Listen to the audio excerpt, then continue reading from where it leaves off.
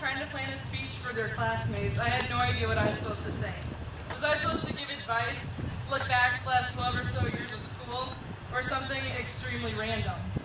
So I started to think about our class motto: do not go where the path leads, rather go where there is no path and leave a trail. And what stuck out to me was this whole idea of this random path that we're supposed to be going on. And for the most part, we've all started out the same.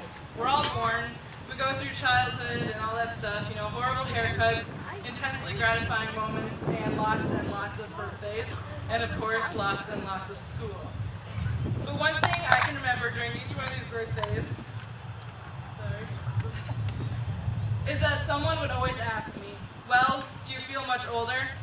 And this, of course, came from someone that was a lot older than me, so it came out a little more wobbly, and they were like, well, do you feel much older? And I'm sure if I was a boy, a sunny boy would have been thrown in.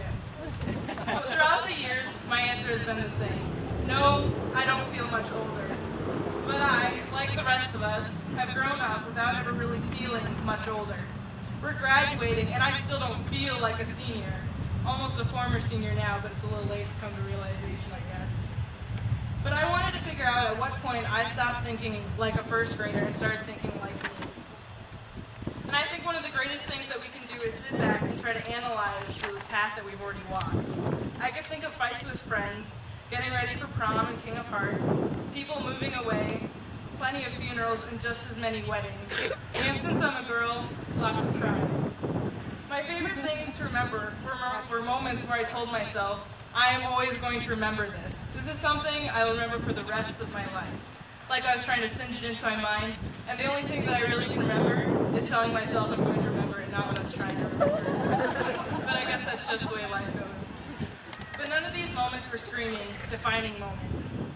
And I'm not sure, but I think I came to a realization between the memory of my dad teaching how to clean a fish, which was really disgusting, and my mom dancing around with my sisters and me singing Cher songs.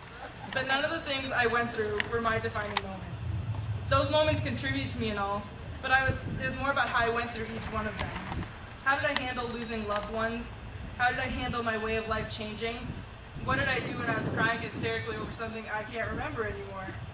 And those decisions were it.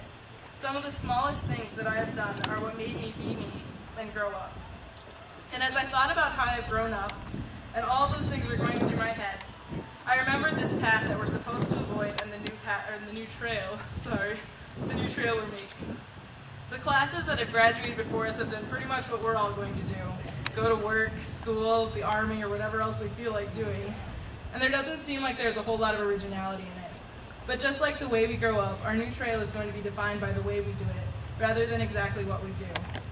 We can walk with integrity and a little bit of skunk if you want, because these next few years may solidify who we become, how we treat people, and how happy we will be.